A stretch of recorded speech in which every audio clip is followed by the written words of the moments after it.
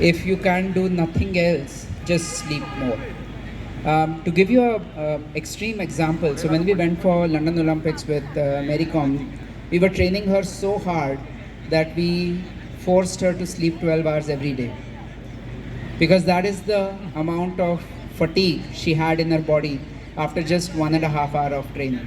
1.5 hours of training in a day, but the intensity was so high that she would sleep 10 hours at night and 2 hours after morning training. So she had to sleep 12 hours every day just to recover from how hard we were training her. So if you're not sleeping well, then you're pretty much shooting yourself in the foot. Okay.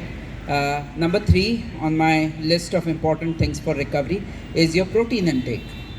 Now, I know there's a lot of people who say I'm a vegetarian. That's not an excuse. There are plenty of athletes, high performance athletes, Olympic medal winning athletes who are completely vegetarian and they still get enough protein from their meals. Case in point are wrestlers. A lot of our wrestlers are pure vegetarians. They don't even eat eggs, right? They have a lot of milk. They have 2 to 3 liters of milk in a day. That's beside the point. But if you're a vegetarian, that does not mean that you can't get enough protein. You just have to pay attention to what you eat. Okay. Now, and the fourth most important point is vitamin D levels. Okay. So I'm going to go through why these 4 things are important. Water is important because 70% of you is water. Water carries things from here to there in your body, whether it is nutrients required for recovery, whether it is energy required to make you run, whether it is oxygen required to help your muscles perform at their best. All of that is done by blood, and most of blood is water. So if your water is low, your blood volume is low, the amount of water outside the cell, inside the cell, everything goes down and everything gets slowed down. Number 2 is sleep. Sleep is when your body recovers. You break your body when you train and you repair it when you sleep. So if you don't sleep enough, you're only breaking down and not repairing. Protein is the building block of your body, your muscles, your tissues, your DNA, cell wall, antigens, antibodies, everything is made up of protein. So if you don't get enough protein, your immunity goes down, your muscles remain sore, and it's not a good place to be. And last is vitamin D. Now, over the last 3 years, thanks to WhatsApp universities and COVID pandemic, we all know vitamin D is important. But why is it important?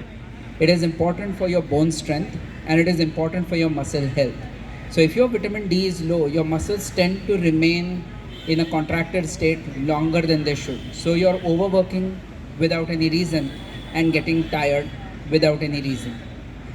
In my experience, 9.5 out of 10 patients who come to me who are amateur runners come to me because one or more of these 4 things is not where it needs to be. Either they are not eating well, not sleeping well, not drinking enough water, not getting enough sun.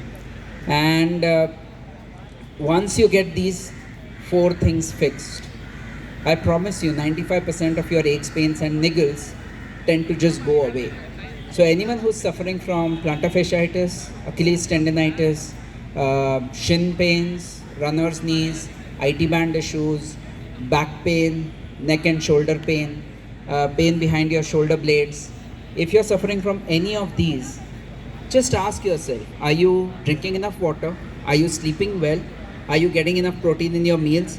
And get a blood test done at least once a year to check your vitamin D levels. If they are low, fix it. The last thing I want to cover is, if you're low on any of these, which are the muscles that get involved the most? Okay, and this is a pattern I see repeating patient after patient after patient.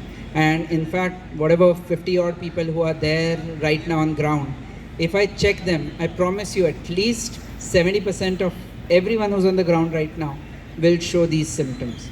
So you end up with, going from bottom to top, pain around the shin, pain in the inner calf but not the outer, a little crackling noise coming from your knees, a little bit pain on the outside of your thigh, a little bit pain around your hips, your back, your rotator cuff, and finally your forearms. Only the outer portion of the forearm, not the inner portion. These are your postural muscles. These are the muscles which are working 15, 16, 17 hours a day. And if you're not recovering well, these are the muscles which are going to show the maximum fatigue impact. All right, any questions?